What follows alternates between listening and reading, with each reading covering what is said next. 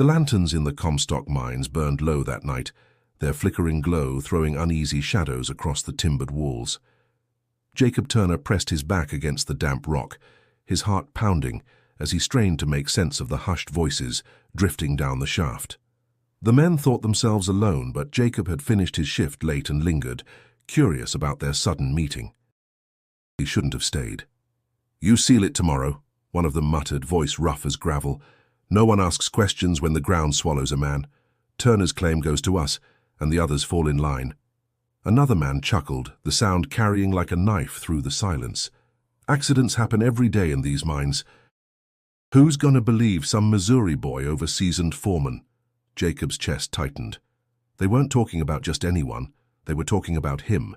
He had barely staked his claim a month ago, a sliver of silver vein that offered hope for a better future. Now it seemed that very hope had painted a target on his back.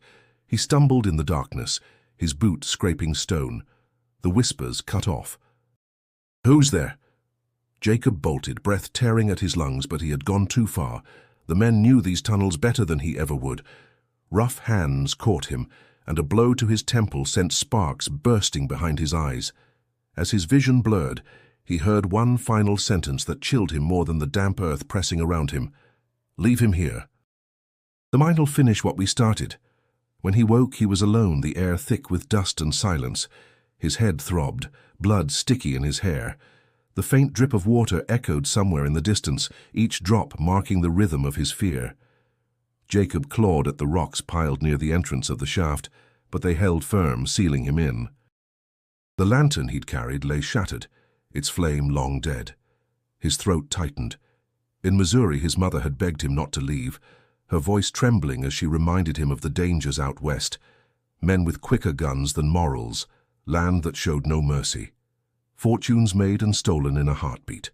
He had laughed it off then, filled with the fever of silver and the promise of freedom. Now her warnings pressed heavy in the stale air, suffocating him more than the lack of oxygen. He shouted, the sound bouncing off rock, swallowed by the earth itself. No answer came. Alone in the dark, Jacob pressed his palms against the cold stone and whispered to himself, trying to hold back the rising tide of panic. "They won't get away with this. Not with me." But even as he spoke, doubt gnawed at the edges of his mind. How long could a man last without light, without water, without hope? Still, something inside him refused to surrender. He dragged his fingers along the wall, carving rough letters into the damp surface with a loose nail. Jacob Turner was here. They left me to die. Maybe someone would find it someday. Maybe his story wouldn't vanish with him in the dust. And though he could not know it then, his fate had already begun to shift. A stranger riding near the mine would soon hear a faint cry, a whisper carried by the desert wind. But for now, Jacob sat in darkness, clutching the stubborn flame of survival, unaware of the bond that would soon alter the course of both their lives. Before we continue deeper into Jacob's journey of betrayal, survival, and unexpected redemption, make sure to subscribe for more gripping Western tales that capture the raw spirit of the frontier. Because this story has only just begun.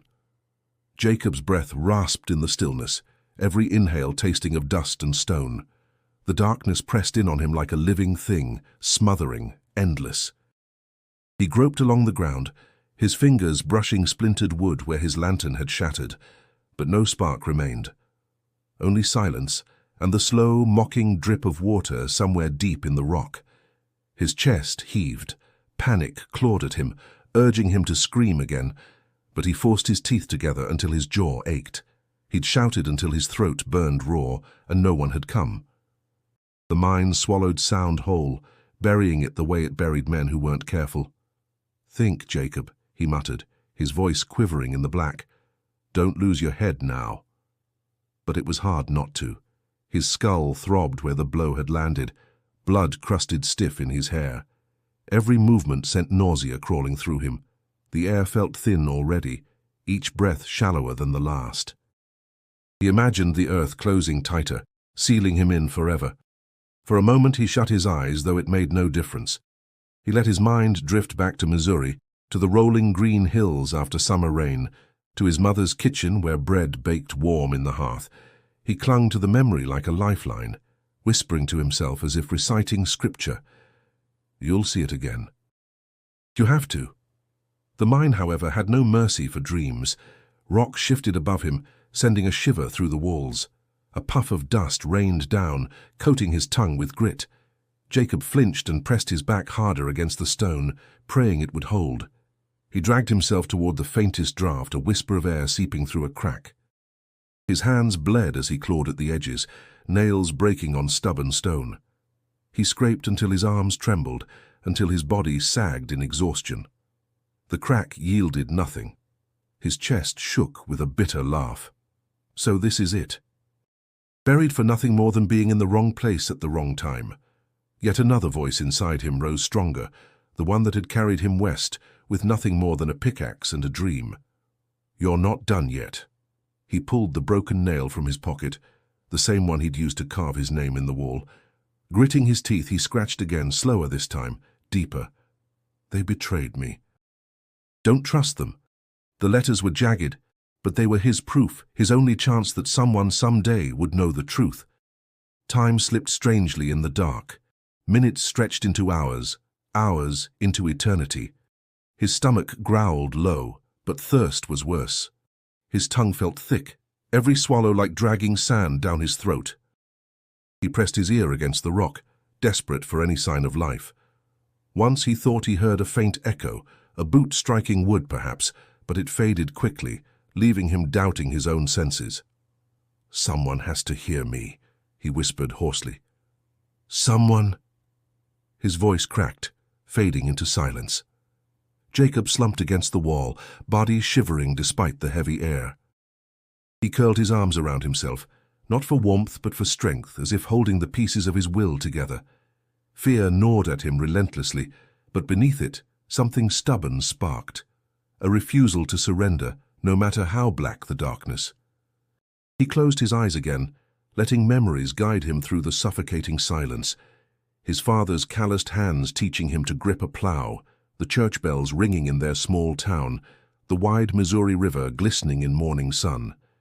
He whispered each memory aloud, fighting to keep his mind sharp. And still deep in the dark, he told himself, this isn't where it ends. The silence of the mine gnawed at Jacob more cruelly than the hunger or the thirst. It left him alone with his thoughts, circling back again and again to the same raw truth. He had trusted men who had measured him, weighed him, and found him expendable. Their faces loomed in the dark. Henry Malloy, with his easy grin and smooth words, the one who had first shown Jacob where to sink his pick. Ezra Pike, heavy-set and quick to laugh, slapping Jacob on the back after a long shift as though they were brothers. He had broken bread with them, shared jokes over coffee, believed their promises that hard work bound miners tighter than blood. And all the while they had sharpened their knives behind his back. He pressed his hands against the rock and let out a broken laugh that turned bitter in his throat. Fool's company, Turner. That's what you kept. You wanted to believe too badly. Missouri had taught him to trust. Neighbors borrowed seed from each other and returned it twice over. Men shook hands at the market, and their word was stronger than any contract. But here in Nevada, silver twisted everything it touched. A claim was worth more than a man's life, and loyalty lasted only as long as the next strike of a pick. The thought hollowed him out. He pictured Malloy walking free above ground, swaggering through the saloon, maybe already boasting that Turner had run off, tail tucked. Ezra would nod along, feigning regret, telling anyone who asked that the young fool had gone chasing rumors of richer dirt. No one would question it. Miners disappeared every week, swallowed by shafts or lured elsewhere by promises of gold. Jacob's stomach knotted with rage. His voice rang sharp against the stone, startling even himself. "You won't bury me that easy." The echo mocked him, fading into emptiness. Still, he couldn't shake the faces. He remembered Ezra handing him half a biscuit one morning when his lunch had spoiled, saying, "We look after our own here, boy." He remembered Malloy leaning close during card games, whispering advice about when to fold, when to push. All of it had felt genuine, the beginnings of brotherhood in a land that offered little of it. Now looking back, Jacob wondered if those gestures had been part of the plan all along. softening him up, making him easier to discard when the time came. His throat tightened, dry as sand. Betrayal burned hotter than thirst. It wasn't just his life they had stolen. It was the very belief that men could still stand together against the hardness of the world. For a moment, despair swept over him. His body sagged, heavy against the wall, and he thought of lying down, closing his eyes, letting the earth have him. What difference would it make? No one in Virginia City would know the truth. No one would mourn a boy chasing silver dreams. But then another thought rose, fierce and unyielding. They want you to disappear. If he gave in, if he let the darkness swallow him without a fight, Malloy and Pike would win more than his claim. They'd win his silence. "No," he whispered, forcing strength into the word. "You don't get to write my ending." He dragged himself upright, every joint aching. He pressed his palms to the stone again, feeling its cold resistance. It might hold him, it might crush him, but he would not lie still. Every scratch he carved into the wall, every word he whispered to the dark, was defiance. The weight of betrayal pressed hard, but beneath it burned something stubborn, something stronger than rage. Survival wasn't just for himself anymore. It was to deny his betrayers the satisfaction of erasing him. In the choking dark, Jacob swore silently. If he ever saw daylight again, he would not forget, and he would not forgive. The Nevada sun burned low over the horizon, casting long shadows across the sagebrush. Dust trailed behind a chestnut gelding as Samuel McGraw rode steadily toward the foothills. He was a man of deliberate pace, never in a hurry unless cattle were breaking through fence lines or storms threatened his herd. At 38, Sam carried the weight of years carved into his face like the desert itself, sun-creased skin, a jawline hardened by work, and eyes that had seen both joy and too much loss. He tugged his hat lower against the glare and patted the horse's neck. "Steady now, Buck, just a little farther to the creek." His voice was low, steady, the kind of tone that soothed both beasts and men. Sam had built his life on rhythm, early mornings, long days, and nights spent in silence under a sky too wide for words. Since his wife passed 3 winters ago, he found comfort in routine, though the emptiness of his ranch house never failed to greet him. His daughter Mary kept him anchored, sharp as flint and stubborn as the wind, but even she could not fill every hollow carved by grief. As horse and rider wound near the edge of the abandoned mine, Sam slowed. Something tugged at him, an instinct honed over years of listening to land and livestock alike. The air carried an unusual stillness, the kind that made a man's skin prickle. He reined Buck to a halt and tilted his head, listening. At first there was nothing but the distant whistle of wind through rock. Then, faint and broken, came a sound that didn't belong. A voice. Sam straightened in the saddle, heart quickening. He dismounted, boots crunching over gravel, and stood still. Again it came, a hoarse cry so weak he might have mistaken it for the groan of shifting stone, if not for the desperation in it. "Help! Somebody!" Sam's brow furrowed. He stepped toward the shaft, careful as a man approaching a rattler. "Hello?" His voice rang steady, though his gut tightened. "Who's down there?" The reply was ragged, barely more than a whisper carried on the stale air. "Please, don't let it that close." Sam cursed under his breath.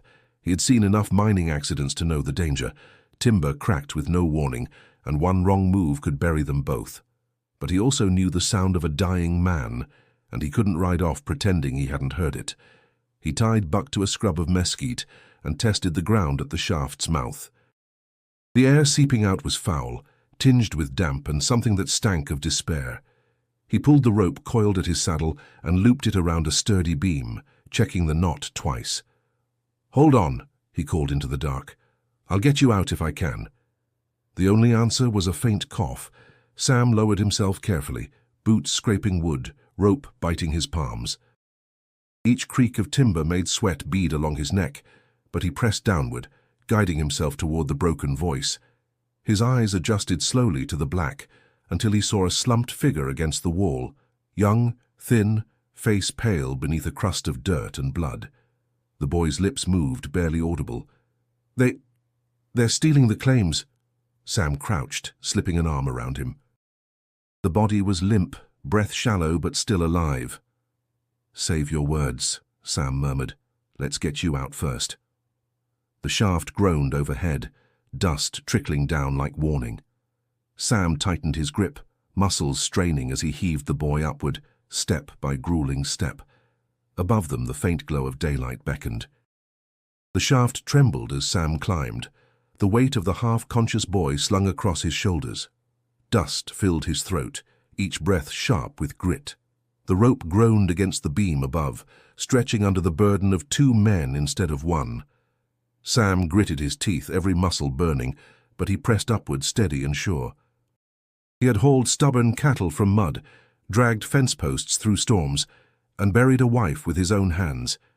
He would not fail this boy now. "Stay with me, son," he muttered, his voice low but firm. "Don't you quit." The boy stirred faintly, his cracked lips parting. A whisper escaped, ragged as torn cloth. They left me, down here." "I know," Sam answered, though he didn't understand. "Are you just hold on?" A groan split the silence above, followed by a sharp crack. Sam froze, his gut twisting. A timber shuddered, showering them with splinters and dust. For a heartbeat, he thought the earth meant to swallow them whole. He pressed closer to the wall, holding the boy tight, waiting. The sound faded, replaced by the dull echo of settling stone. Sam forced air into his lungs. "Not today," he muttered. Step by step he pushed upward until at last his hands grasped the rough lip of the shaft. With a final heave, he dragged the boy into the light of dusk. Both collapsed on the gravel, chests heaving, the rope trailing like a shed skin behind them. The boy blinked against the sudden glare. His eyes, though rimmed red and heavy with exhaustion, held the spark of someone not yet ready to surrender. He tried to speak again, his voice hoarse. "Claims. They're stealing." Sam rested a hand on his shoulder. "Save it. You're safe for now." The boy's body sagged in relief, but his lips still formed broken words. "Name's Jacob Turner." Sam gave a curt nod. "Samuel McGraw. Folks call me Sam." "We'll get you on your feet, Jacob." Jacob tried to rise but failed, his legs trembling like saplings in a storm. Sam steadied him, then scooped him up with the same ease he might carry a sack of grain. He whistled for Buck, who snorted and pawed the earth before trotting closer. Sam laid Jacob across the saddle, adjusting him carefully. The boy winced, murmuring, Don't leave me."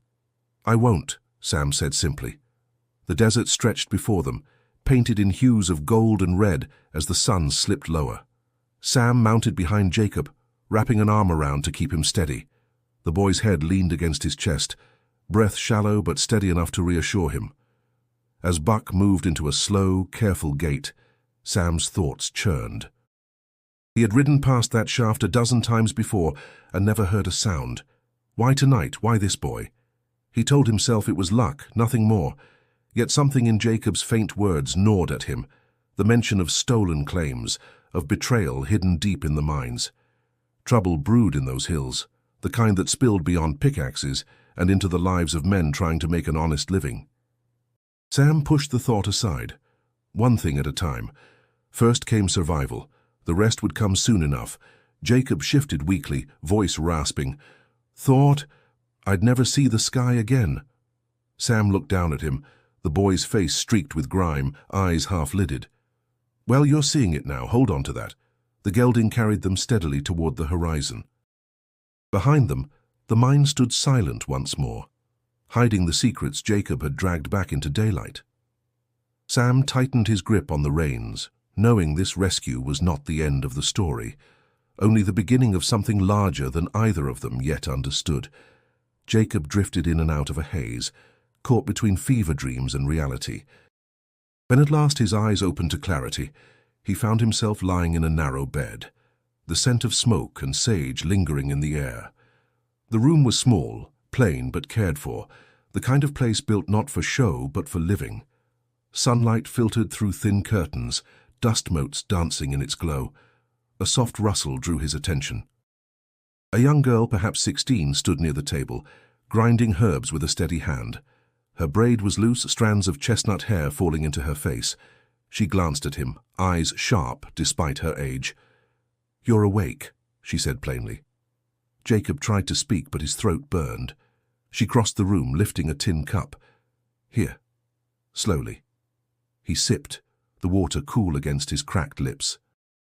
Relief washed over him, though his voice still rasped. "Where am I?" "McGraw Ranch," she replied. "My pa found you." "Your pa—" Jacob's memory stuttered, then steadied.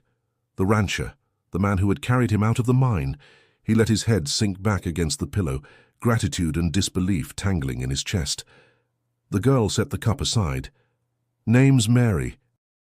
Don't think I'll be calling you stranger for long, so you might as well say yours."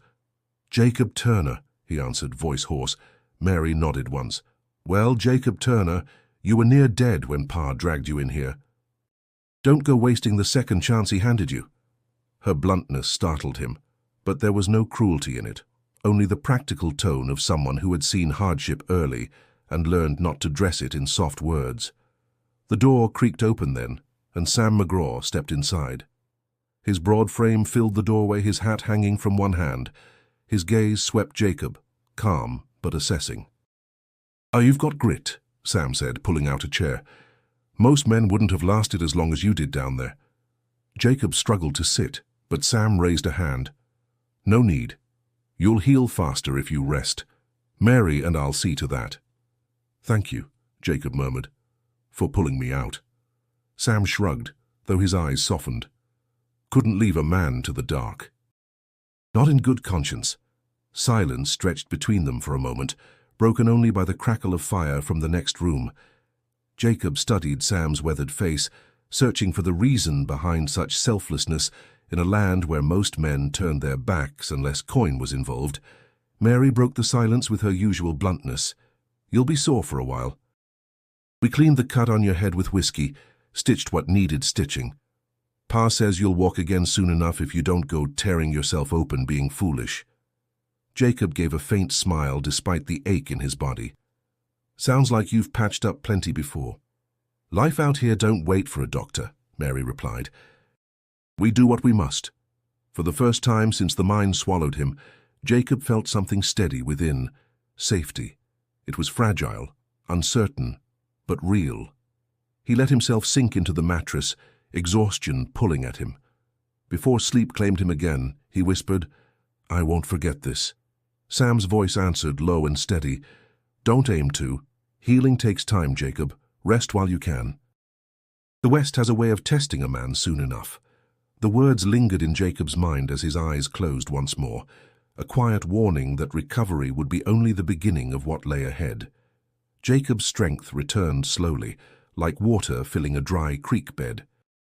Each day he pushed himself a little farther, sitting upright without swaying, standing long enough to look out the window, stepping onto the porch with Mary watching him like a hawk to make sure he didn't collapse. The ranch offered a rhythm steadier than the mines, the lowing of cattle at dawn, the creak of wood as fences stretched against the wind, the quiet murmur of Sam's voice giving instructions to his daughter. But as his body healed, Jacob's mind refused rest. The voices he had heard in the shaft echoed constantly, men plotting in the shadows, laughing about how accidents buried questions along with bodies. He couldn't keep the words contained anymore. One evening, as the desert bled red and gold under the setting sun, he told Sam everything. "They planned it," Jacob said, fists clenched on his knees. "Malloy and Pike, I heard them with my own ears. They mean to snuff out anyone standing in their way and take the claims for themselves." Sam leaned against the porch post, arms folded across his chest. His eyes narrowed, not at Jacob, but at the weight of the truth pressing between them. He had heard whispers before, rumors traded in saloons muttered over cards, but hearing it straight from the mouth of someone nearly buried alive made those whispers heavy as lead. "You're sure?" Sam asked quietly. Jacob looked up, his voice breaking with frustration. "I'd stake my life on it, I nearly did." Mary, who sat whittling a stick nearby, lifted her head sharply. "Those men run half the crews in Virginia City. Folks say they've got ties with investors in Carson City too. You stir that pot, it won't just be your claim they come after. Her words struck Jacob like a hammer. He had thought of justice, of exposing the treachery, but not of what it would mean for those who helped him. He looked at Sam, guilt prickling his skin. I don't mean to drag you into this. You saved me once already. Maybe I should keep quiet, head east and— Sam cut him off with a shake of his head. Leaving won't fix what you've seen. Men like Malloy and Pike, they don't stop when one boy disappears. They keep at it till they own everything. That's how the West works, money and fear. You can run from it, Jacob, but it'll still be waiting at the next camp. The weight of those words settled heavy. Jacob wanted to argue, but Sam's steady tone carried the gravity of a man who had lived long enough to know hard truths. So what do we do? Jacob asked finally. Sam's gaze turned toward the fading light over the mountains. You heal. You learn to stand on your own 2 feet again. Then we think on the rest. Talking is one thing, proving it is another. Mary stabbed the stick into the dirt, her eyes flashing. Pa's right. You can't walk into town shouting names without something solid. Folks'll say fever rattled your brain. They'll laugh you out of the saloon if they don't string you up first. Jacob swallowed hard. He had dreamed of justice, of walking into Virginia City and speaking truth loud enough to shake walls. But now, with Sam's steady gaze and Mary's sharp voice cutting through his anger, he saw the truth. Survival was only the first battle. Convincing others would be harder still. He stared out across the ranch where cattle grazed under the fading sky. Betrayal had almost buried him once. If he meant to rise again, it would take more than anger. It would take proof, and allies willing to stand beside him when the storm broke. Morning came with the cry of a hawk and the lowing of cattle drifting across the open fields. Jacob woke to the smell of coffee and wood smoke, his body still sore but stronger than the week before. Sam stood at the table, hat already in hand, while Mary moved briskly between stove and counter, her braids swinging as she worked. "You're not lying in bed all day," Sam said, his tone leaving no room for argument. A man heals quicker when his hands are busy. Jacob pulled on the clean shirt Mary had left for him, grimacing as his ribs protested. "I'm not sure I can do much." Sam's eyes met his, steady and unflinching. "You'll do what you can, that's enough." So Jacob followed him outside, where the land stretched wide and demanding. The first task was mending fence. Sam handed him a hammer and pointed toward the sagging posts. The work was slow, every swing rattling Jacob's still tender bones, but Sam never scolded. He only offered quiet instruction, how to set nails firm, how to brace a post so the wind wouldn't steal it. By noon, Jacob's shirt clung to him with sweat, his hands blistered, but there was satisfaction in seeing the line stand straight again. He leaned against the rail, panting. "Never thought I'd take pride in a fence." Sam gave a rare smile. "Out here, fences mean cattle. Cattle mean beef, and beef means survival. A man who learns to mend a fence can feed himself a long while." Mary appeared with a jug of water, her eyes glinting. "And a man who can't will go hungry fast." Jacob chuckled despite his exhaustion. "I see you don't spare words of comfort. Comfort's not worth much if it leaves you weak," she replied, thrusting the jug at him. "Drink." The days bled into one another. Jacob learned to ride more than just for travel, guiding cattle with whistles and pressure instead of brute force. His legs ached from the saddle, but Sam taught him patience, how a rider's calm steadied the herd more than shouting ever could. One afternoon, as the sun blazed high, Sam corrected his grip on the reins. "You hold too tight. You don't command a horse. You ask it. Show it trust and it'll give you its strength." Jacob loosened his hold, feeling the animal respond beneath him, smooth and steady. A grin tugged at his lips, the first genuine one in weeks. "Feels like flying." Mary rode alongside, smirking. "Don't get carried away. You'll be eating dirt soon enough if you forget who's really in charge." Her teasing stung at first, but it pushed Jacob harder. He rose early, joined the chores without complaint, and learned to take correction without bristling. Each task built him back up piece by piece, not just in body but in spirit. One evening, after a long day driving strays back to the herd, Jacob sat on the porch steps, his muscles trembling from fatigue. The sky burned orange, the first stars peeking through. Sam lowered himself onto the rail beside him, rolling a match between his fingers. "You're getting stronger," Sam said simply. Jacob exhaled, sweat cooling on his skin. "Some days I think I'll never catch up. Then Mary looks at me like I'm useless, and I find a way to push harder." Sam chuckled softly. "Don't mistake her sharp tongue for disdain. That girl's had to shoulder more than most. She sees something in you worth pressing." Jacob considered that in silence, watching the last of the light fade. He had come west chasing silver, believing fortune would make him a man. Yet here on a ranch where survival came from sweat and soil, he was learning a different kind of strength, one that silver couldn't buy. And deep inside, he knew it was only the beginning of what lay ahead.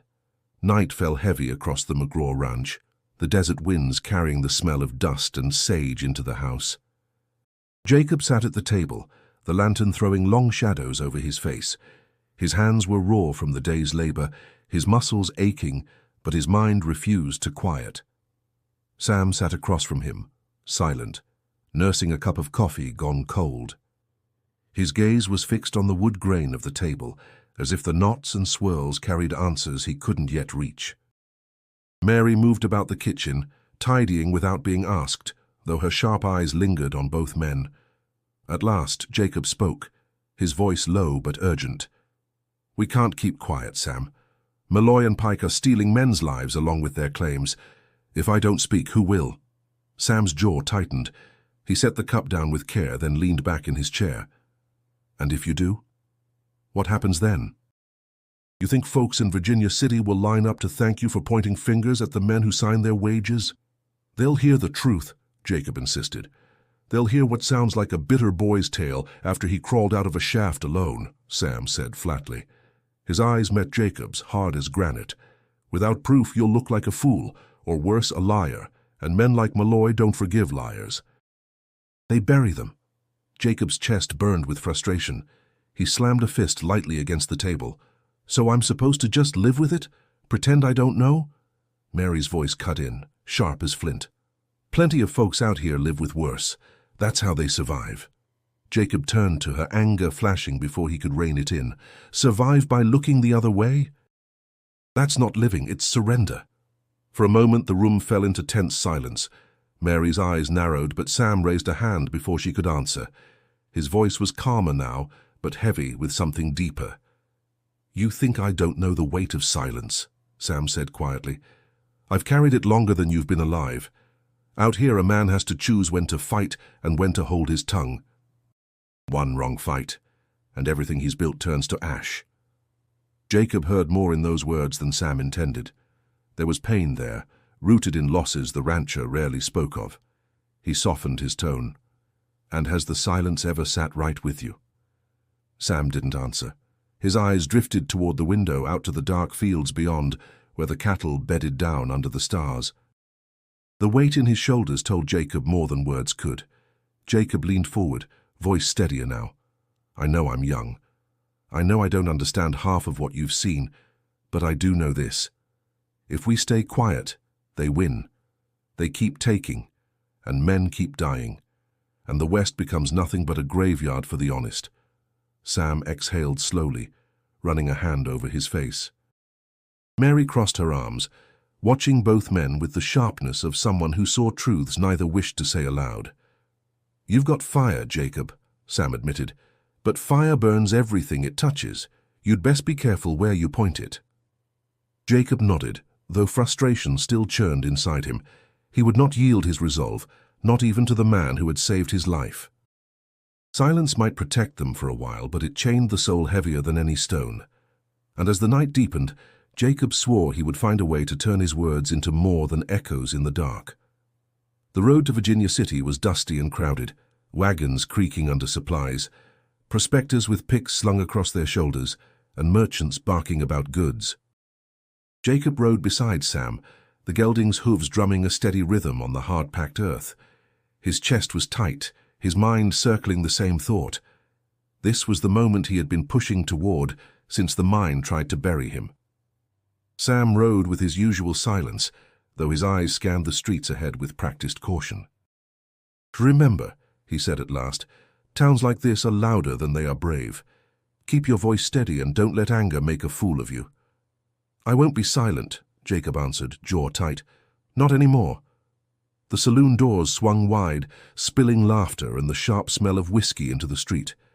Inside, miners crowded around tables, coins clinking, cards slapped down with curses or cheers. In the corner, a piano banged out a tune half drowned by the noise. Jacob spotted him immediately.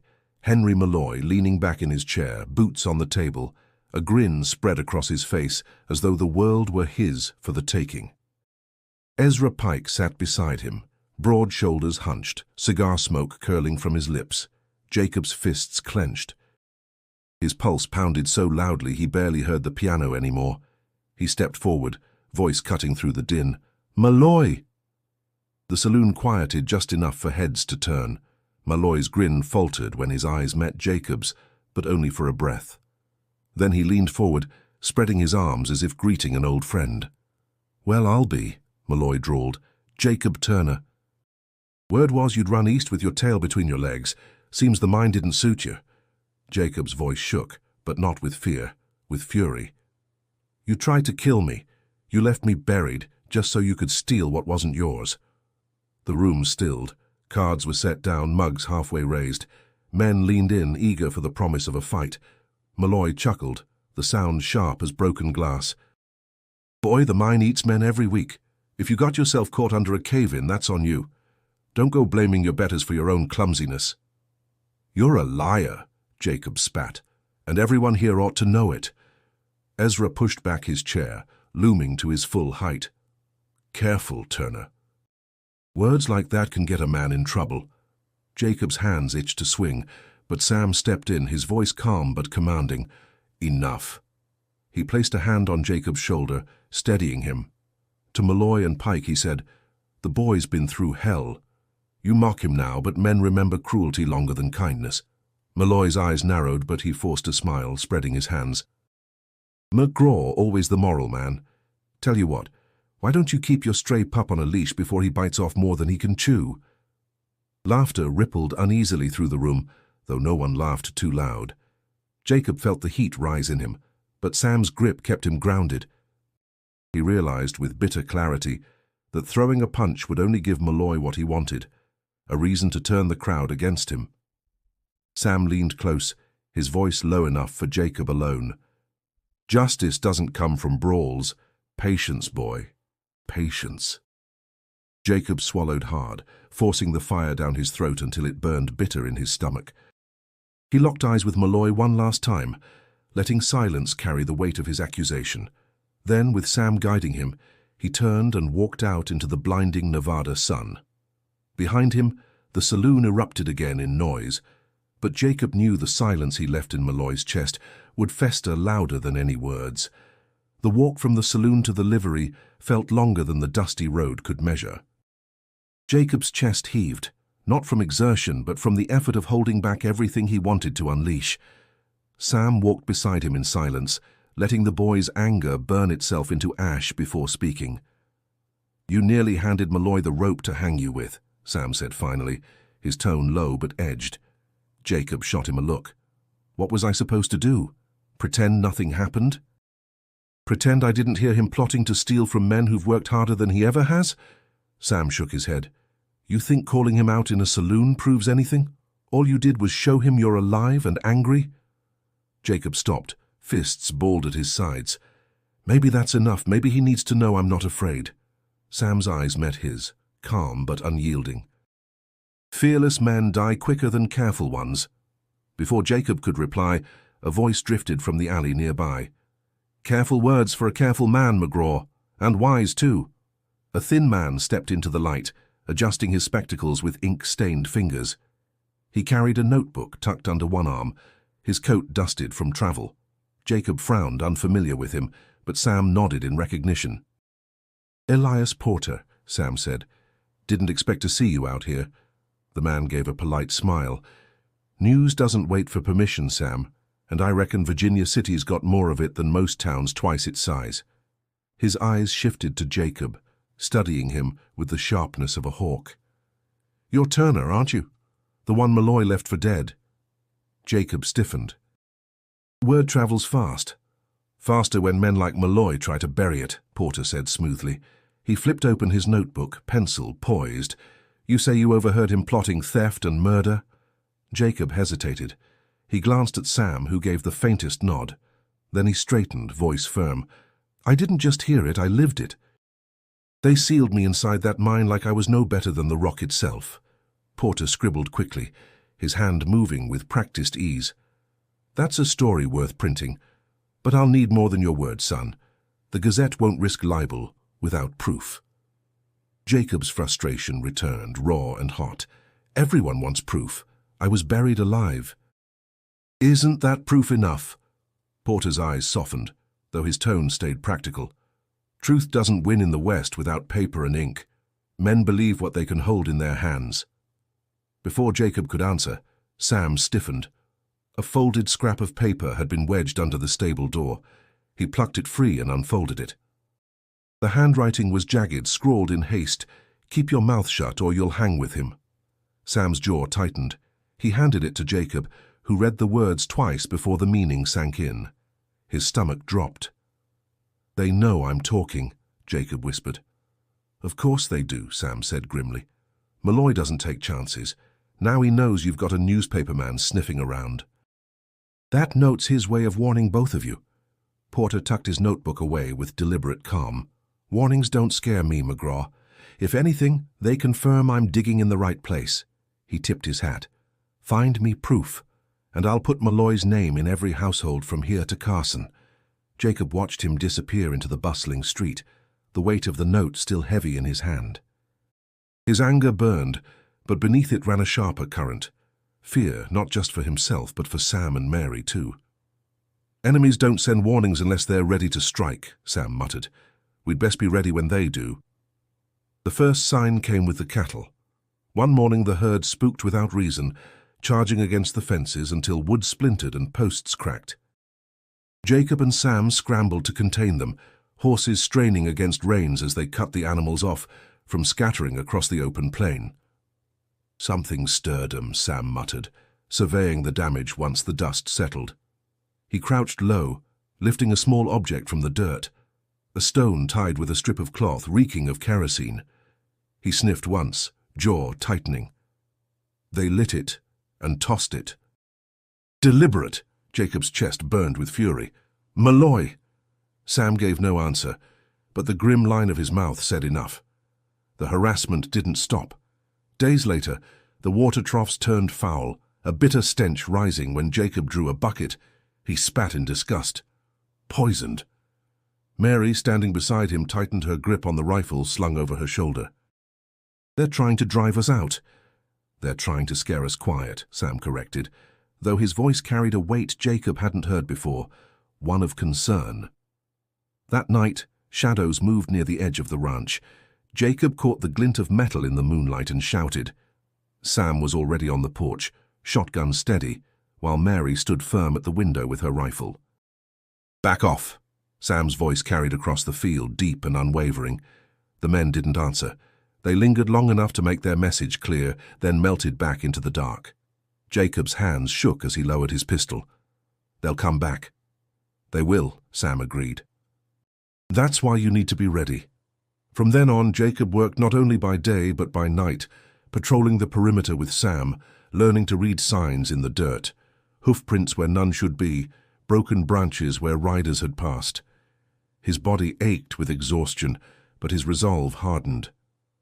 One evening, after mending a fence they had already repaired twice, Jacob sank onto a rail, sweat stinging his eyes. "Why keep fighting, Sam? They've got power, money, men. What do we have but a ranch and a handful of bullets?" Sam studied him in the fading light. "Because if we don't stand, we teach them that fear works. And once a man gives into fear, he's already lost." Mary's voice rang from behind them, steady and defiant. "I'm not living scared, not on my own land." Jacob looked at her, seeing the fire in her eyes, and felt something shift inside him. This wasn't just his fight anymore. Their lives were tangled with his, whether he wanted it or not. That night, Jacob sat awake by the window, rifle across his lap. The silence of the desert pressed in, broken only by the wind's lonely whistle. He thought of Missouri, of green hills and soft rain, and how far he had come from that world. He had crossed the plains chasing fortune and nearly lost his life for it. Now fortune seemed like dust. What mattered was holding ground, refusing to bend. A noise outside snapped him from his thoughts. Footsteps, faint but deliberate. Jacob raised the rifle, heart hammering. The barn door creaked, and for a moment he thought the worst had come. But Sam emerged, shotgun in hand, his eyes meeting Jacob's with quiet approval. "You're learning," Sam said. Jacob lowered the rifle, breath easing. "I'm trying." "Trying's not enough anymore," Sam replied. "From here on you stand your ground, because the fire they've lit won't burn out easy, it's only just begun." Jacob nodded, the words sinking deep. He knew then that survival wasn't enough. They were already in the fight, whether they had chosen it or not. The memory came to Jacob in a rush, sharp as a blade in the dark. He had been pacing the porch, restless with the weight of threats and silence when it struck him, his messages on the mine wall. He had carved his name, his warning, into the stone. Proof written by his own hand. He turned to Sam, breath quick. "I left words down there, in the shaft. If we can get back to them, Porter will have what he needs to print the truth." Sam's brow furrowed. "That mine nearly killed you once. Going back is asking for it to finish the job." "Maybe," Jacob admitted, "but without proof Malloy wins. Every man he buries stays silent forever. I won't be one of them." Mary, sitting nearby with her ever-present rifle across her lap, lifted her chin. "Then we go. I'll not have Malloy walking free while you're left looking like a liar." Sam's jaw tightened. He looked between the two of them, seeing resolve written plain. At last he sighed. "All right, but we move careful. One wrong sound, and the mountain'll bury us whole." The next morning they rode to the abandoned shaft. The air grew cooler as they approached, shadows stretching across the rocky ground. The silence there was heavy, as if the earth remembered the lives it had swallowed.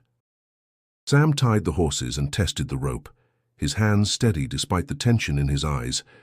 "You lead me to the markings," he said. "We get in, we get out. No wasted time." Jacob nodded, his stomach twisting. The darkness swallowed them as they descended, each creak of wood echoing like a threat. Dust clung to his throat, the air foul, but he pressed forward, guiding Sam by memory. At last his fingers found the wall. He traced the rough grooves, his heart leaping. "Here," he whispered. "It's here." Sam lowered the lantern, its glow revealing the jagged letters. Jacob Turner was here. "They left me to die." The words stood stark against the stone, crude but undeniable. Sam studied them, expression unreadable. "It's something?" "Maybe enough." Jacob swallowed hard, emotion tightening his chest. Seeing the words again felt like standing before his own grave marker, and proof that he had crawled free. But before he could speak, a faint sound drifted through the shaft, the crunch of boots on gravel. Sam's head snapped up. He doused the lantern with a swift motion, plunging them into black. His voice dropped to a whisper. "We're not alone." Jacob's blood ran cold. He pressed his back to the wall, listening. The footsteps grew clearer, deliberate, not the random scatter of falling rock.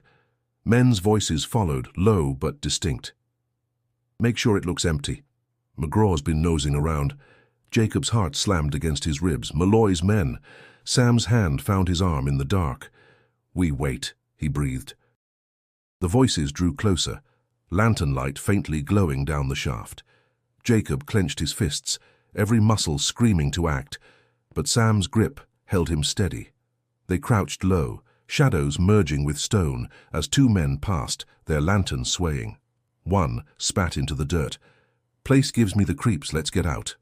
Their footsteps faded, the glow disappearing into the distance. Sam waited until the silence returned before relighting his lantern. His face was carved with grim determination. "They're watching the place. They know this shaft still matters." Jacob stared at the carved letters, the words that could damn Malloy and Pike. His voice trembled, but not with fear. then we've got what we need. Now we just have to live long enough to use it. Virginia City buzzed with restless energy that morning. Wagons rattled over cobblestones, miners hurried toward the shafts, and the saloons spilled laughter into the streets. Yet beneath the noise ran a tension Jacob felt in his bones.